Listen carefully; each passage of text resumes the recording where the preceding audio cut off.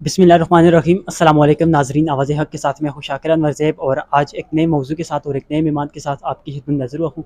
इस वक्त अरशद शरीफ की अहलिया जवेरिया सदीक़ हमारे साथ मौजूद हैं। इनसे अरशद शरीफ के हवाले से आज बात करेंगे और इनकी ज़िंदगी के मुतालिक बात करेंगे। अस्सलाम वालेकुम। जी, वालेकुम सलाम। कैसी हैं आप? जी, मैं ठीक।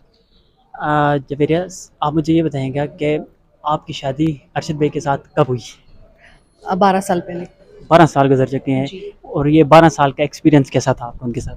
बहुत अच्छा, बेहतरीन शौहर, बेहतरीन दोस्त, बेहतरीन सहाफ़ी, एक्सीलेंट फ़ोटोग्राफ़र। मैं तो जो उनके साथ मेमोरीज़ जब मैं चेरिश करती हूँ because he is all around me. घर में उनकी एक-एक याद मौजूद है, इस्लामाबाद में उनकी एक-एक याद मौजूद है।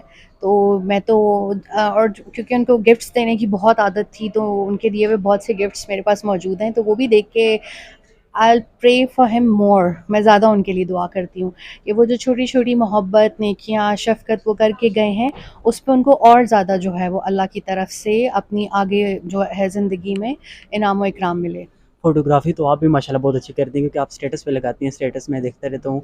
तो फ़ोटोग्राफ़ी वो भी बहुत अच्छी करते थे, तो आपने भी उनसे सीखी है या आप? नहीं, हम दोनों को अलग-अलग आती थी और हमारी एक-दूसरे की ज़िंदगी में आने की वजह भी ये फ़ोटोग्राफ़ी ही बनी, क्योंकि उनके पास डीएसएलआर होता था और मेरे पास भी डीएसएलआर होता था, और 14-15 साल पहले बहुत कम लोगों के पास डीएसएलआर होता था। तो हमारी दोस्ती की वजह और फिर हमारी शादी की वजह भी समझिए फ़ोटोग्राफ़ी बनी। फ़ोटोग्राफ़ी से दोस्ती फिर शादी तक पहुँच गया। जी। तो ये कैसा एक्सपीरियंस रहा?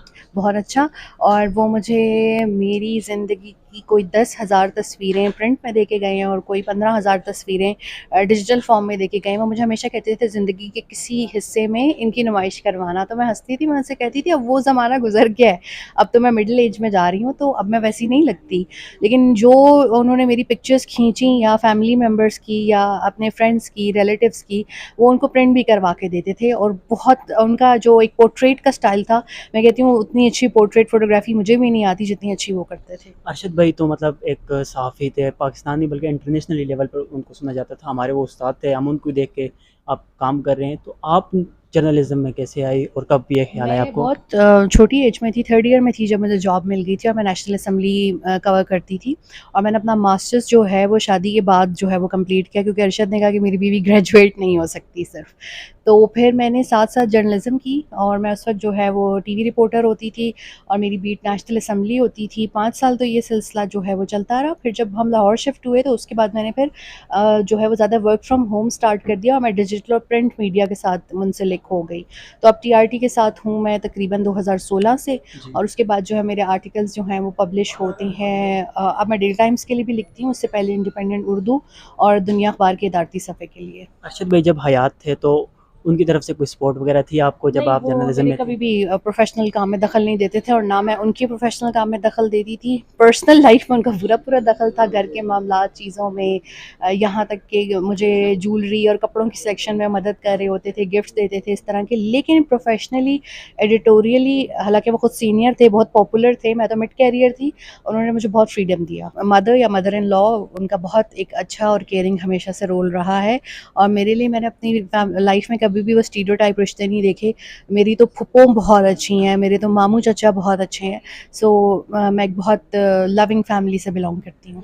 अरशद भाई ने राज किया है जर्नलिज़्म, जो हमारी सहाफ़ी दुनिया है पाकिस्तान में।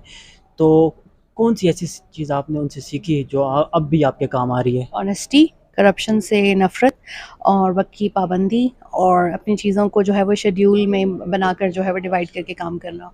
कौन-सी ऐसी ख़्वाहिश है जो आप अरशद भाई की जो अधूरी रह गई है, जो आप चाहती हो कि अब मैं उसको पूरी करूँगी? Weight loss. लास्ट 2 ईयर में उन्होंने मुझे बहुत इस पे कहा है, क्योंकि मेरा कभी वेट ज़्यादा नहीं था। तो आई थिंक वेट लॉस करना इज़ अ पर्सनल गोल। और बाकी ये है कि उनकी तरह लोगों की आवाज़ बनना, ह्यूमन राइट्स की वायलेशन के अगेंस्ट आवाज़ उठाना, ये बहुत मेरे लिए ज़रूरी चीज़ है। और उनकी चीज़ों को शेयर करना, जो उनकी कुछ ख्वाहिशात चीज़ें रह गई हैं, मैं उन पे ग्रेजुअली काम कर रही हूँ, तो अल्लाह ने ज़िंदगी और मोहलत दी, तो मैं ज़रूर इसको आगे लाऊँगी। अभी अरशद भाई के जो सोशल मीडिया अकाउंट हैं, उनके मुतालिक बड़े सवालात उठाए जाते हैं, तो इस पे थोड़ा-सा आप बता दें अच्छा, कि वो कौन यूज़ कर क्योंकि रहा है उनके आजकल? गैजेट्स सारे गुम हो गए थे और नहीं मिले हमें आज तक, तो उनके जो सोशल मीडिया के सारे अकाउंट्स के पासवर्ड भी जो है वो चेंज हो गए। अच्छा, इसका मतलब आपके पास वो नहीं है, आप हालाँकि मैं ओनर थी और मैं सारे चलाती थी, लेकिन जब मैं ग्रीफ़ में थी, तो उस टाइम पे ये सब चेंज हो गया था। अच्छा, चेंज कर दिया, अभी आपके पास नहीं है, नहीं। वो सब चीज़ें चेंज हो गई हैं। मुझे ये बताएँ कि अरशद भाई को खाने में क्या पसंद था? आपके हाथ का खाना उनको पसंद था? घर में ज़्यादा खाना पसंद करते थे या बाहर का खाना वो ज़्यादा पसंद करते थे? उनको ज़्यादा मेरी अम्मी के हाथ का खाना अच्छा लगता था और बहन का। मैं कोई इतनी अच्छी कुक नहीं थी कि वो मुझसे फ़रमाइशें कर कर के जो है वो खाना बनवाते।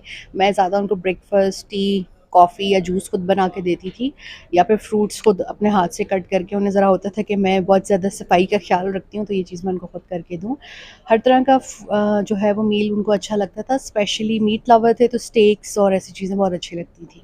इतनी अच्छी लाइफ आप गुजार रही थी, तो एक इतना बड़ा हादसा आपकी ज़िंदगी में आ गया, तो ये कैसे आप मैनेज कर रही हैं अब इसको? रो के मैनेज करती हूँ, और ये कि आज़माइश है अल्लाह की तरफ से, तो बस सब्र करती हूँ और ये कहती हूँ कि अल्लाह की तरफ से मुझे खलीलुर रहमान कमर साहब ने एक बहुत खूबसूरत बात कही और उससे मुझे बड़ी स्ट्रेंथ मिली। उन्होंने ये कहा कि अ, अच्छे लोगों के ऊपर आज़माइशें आती हैं और अल्लाह ताला ने उसको एक शहीद का दर्जा देना था, और तुम्हें जो एक शहीद की बेवा बनाना था, इसलिए ये आज़माइश तुम्हारे ऊपर आई, तो तुमने इसको एक बहादुरी के साथ जो है वो डील करना है। आपका एक क्लिप बड़ा मशहूर हुआ जिसमें आप ये रोते हुए कह रही हैं कि सहाफ़ियों को भी अपने घर वालों का ख्याल रखना चाहिए, घर वालों के बारे में सोचना चाहिए। उस वक़्त क्या था आपके ज़हन में? इस यहीं प्रेस क्लब के बाहर ही आपने एक जर्नलिस्ट को इंटरव्यू देते हुए कहा था।